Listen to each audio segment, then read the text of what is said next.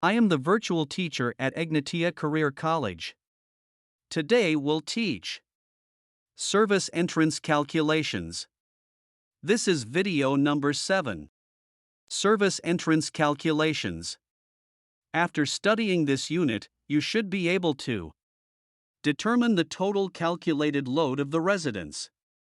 Calculate the size of the service entrance conductors, including the size of the neutral conductors. Understand the CEC requirements for services, Rule 8200. Fully understand special CEC rules for single-family dwelling service entrance conductor sizing. Perform an optional calculation for computing the required size of service entrance conductors for the residence. Before calculating the ampacity of service and service entrance conductors required for the residence, you must take an inventory of all loads in excess of 1500 watts. The calculations are based on the Canadian Electrical Code, CEC. Always consult local electrical codes for any variations in requirements that may take precedence over the CEC. Size of service entrance conductors and service disconnecting means. Service entrance conductors, Rule 8200, and the disconnecting means shall not be smaller than 1. 14,400 watt, 3-wire, for a single-family dwelling when the floor area, excluding the basement floor area, is less than 80 square meter, Rule 8200, 1b, 2. 2. 24,000 watt, 3-wire, for a single-family dwelling when the floor area, excluding the basement floor area, is more than 80 square meter, Rule 8200, 1b, I. The load on a residential service is a non-continuous load, Rule 8200, 3. This means that the service conductors, the service switch, and the panel are sized based on the demand amperes. To correctly calculate the demand amperes for the service, you must follow the steps listed in Rule 8200, 1a, as follows. Step 1. Calculate the basic load based on the living area of the house, Rule 8200, 1a, I. Step 2. Calculate the electric space heating load and the air conditioning load. Use the larger of these loads in calculating the demand if you know that they cannot be used at the same time, Rule 8106, 4. If it is possible for the electric heat and the air conditioning to operate at the same time, you must include both loads in calculating the demand. If baseboard heating is used with individual thermostats in each room or area, refer to Rule 62-118, 3, for demand watts. If the residence has an electric furnace, the load must be included at 100% of its rating, Rule 62-118, 4.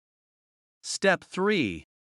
Calculate the load for the electric range or the combined load for a separate cooktop.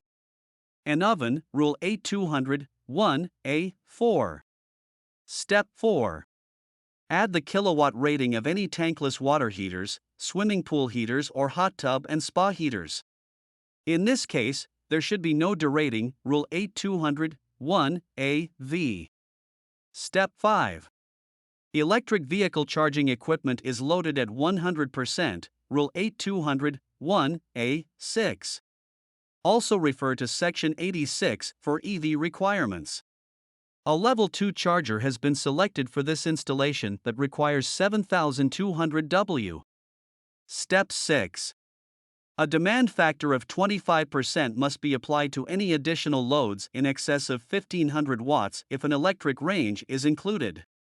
If there is no electric range because the residence has a gas range, the first 6 kilowatt loads in excess of 1,500 watts are added at 100%.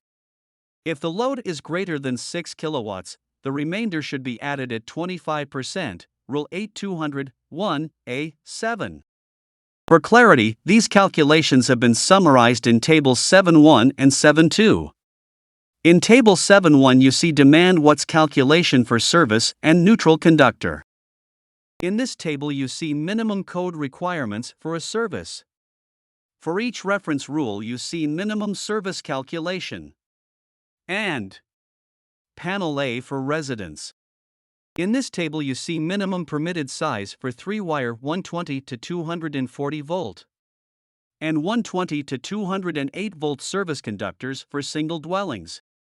and feeder conductors or cables supplying single dwelling units of row housing, apartments, or similar buildings, and terminating on equipment having a conductor termination temperature of not less than 75 degrees Celsius, Rule 4004-22. Service calculations for a single-family dwelling, Rule 8-200. Calculating floor area. Ground floor area. Many open porches, terraces, patios, and similar areas are commonly used as recreation and entertainment. To estimate the total basic load for a dwelling, you must calculate the occupied floor area of the dwelling. Note in the residence plans that the ground floor area has an irregular shape. In this case, the simplest method of calculating the occupied floor area is to determine the total floor area using the inside dimensions of the dwelling. Then subtract open porches, garages, and other unfinished or unused spaces from the total area if they are not adaptable for future use, Rule 8-110. Some deviation may exist between calculations shown and what you measure. This is due to the printing process used to produce the drawings. They are intended for academic use only. Therefore, adequate lighting and receptacle outlets must be provided.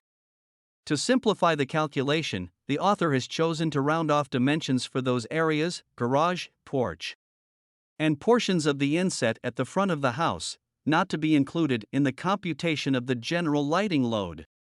This figure shows the procedure for calculating the area for the ground floor of this residence. For practical purposes, the outside dimensions of this building could be taken as being 17 meter and 11 meter. Basement area. The basement area of the home contains the furnace, the hot water tank, and other service equipment. According to Rule 8-110, only 75% of the inside dimensions are to be used in calculating the living area of the basement, because 25% houses the above equipment. 1. For our calculations, we make these assumptions. Basement walls are 305 mm thick. 2. Garage is unexcavated so that additional support for the weight of vehicles is not required. On this basis, our calculations can be made as detailed in the following. Ground floor area. Calculations are described here. Basement area. Calculations are described here. Basic load calculations, Rule 8-200, 1A, I2. For this calculation, Rule 8-200, 1A, I2 requires that the load be based on 100% of the living area on the ground floor plus 75% of the living area in the basement. Here are described calculations for basic load. Electric furnace and air conditioning, Rule 8-200, 1A, 3. Here are described the calculations for electric furnace. Electric range or wall-mounted oven and counter-mounted cooking unit combined, Rule 8-200, 1A, 4. Here are described the calculations for total demand load. Service entrance conductor size. When the ampacity of the service feeders has been determined, the ungrounded conductors are sized either from Table 39. CEC Table 39 summarizes the minimum acceptable conductor and service sizes. It is common to have aluminum conductors installed up to the line side of the meter base and from the load side of the meter base into the panel. Take care in this type of installation to ensure that the aluminum conductors are installed in lugs rated and approved for the purpose, Rule 12-118, 3. An appropriate joint compound, for example Pentrox TM, must be used to penetrate the oxide film and prevent it from reforming when terminating or splicing all sizes of stranded aluminum conductors, Rule 12-118, 2. It is important to follow the requirements of Rule 2-134. All conductors that are exposed to direct sunlight must be approved for the purpose. Conductors that are approved for exposure to sunlight will be surface marked appropriately. Neutral conductor. According to Rule 4018, the neutral conductor is sized according to the unbalanced load on the service. This wire shall be the larger of the bonding conductor, sized from CEC as specified in Rule 10.210b2, or the calculated ampacity as determined from the demand watts calculation, as shown in Tables 7.1 and 7.2. In this example, both methods require a minimum number 6 AWG conductor. This conductor may be run bare provided it is made of copper and is run in a raceway, Rule 6308A. Verify this with your local inspection authority before proceeding. The neutral conductor is sized by the maximum unbalanced load between line 1, line 2, and the neutral. This means that 240-volt loads are not included in calculating the demand watts on the neutral.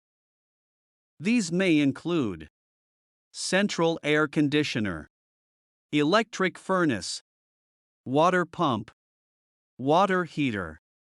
Since some utilities do not allow a reduction in the size of the neutral conductor for services less than 200 amperes, check with provincial codes or the local inspection authority before proceeding with a reduced neutral installation.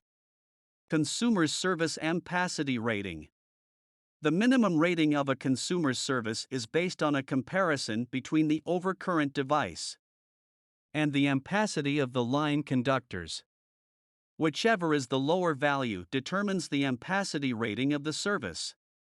This would also apply for branch circuits or feeders, Rule 8104.1. Main service panel. The main panel for a service is described in the CEC as the service box. This could be a separate switch containing fuses or a circuit breaker. In reality, it is more commonly installed as a combination panel comprising the service entrance portion and the distribution portion. The standard available sizes of disconnecting means are 30 amperes, 60 amperes, 100 amperes, 200 amperes, and 400 amperes. Optional available sizes are 125 ampere and 225 ampere panels. However, most residential applications are now either 100 amperes or 200 amperes, using the demand watts calculation previously completed. It is determined that a 200 ampere service would be required for this residence. Main service fuse or circuit breaker, Table 13. The size of the main fuse or circuit breaker is based on the ampacity of the line conductors, as found in Table 39. This ampacity is used to determine the size of the fuse or circuit breaker from Table 13, Rule 14104.1a. Main service ground 10.114 and Appendix B.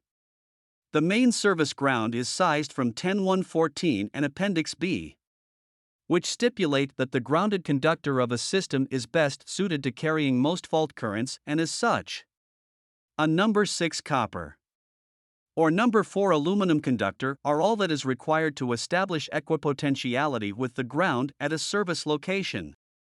Main service bonding conductor, Table 41. The bonding jumper for metallic service raceways is sized from Table 41 and is based on the ampacity of the largest service conductor, Rule 10604.1. This jumper connects the service raceway by means of a ground bushing to the metal enclosure. Accordingly, it provides a low impedance path for adequate bond ing to prevent dangerous conditions that may result from equipment failure or lightning strikes. Main service conduit size, Tables 6A6K, or Tables 8, 9A9P and 10A10D. The minimum size of conduit for the service entrance is based on 40% conduit fill, Table 8. The total area of the conductors is calculated using Table 10A. Then the 40% column in PVC is used to find the minimum size of the PVC raceway. If all of the conductors are of the same type and size, Table 6A6K may be used to size the raceway. For this service, a 53 mm conduit is adequate for the 3 jacketed 2-0RW75 conductors. Note that the service mast is usually 63 mm rigid metal. But the conduit from the meter base into the panel must be sized using the methods described. Main service panel ampacity and number of circuits. The ampacity of the service panel is based on the ampacity of the main service switch. For example, a 100 ampere switch and a 100 ampere panel.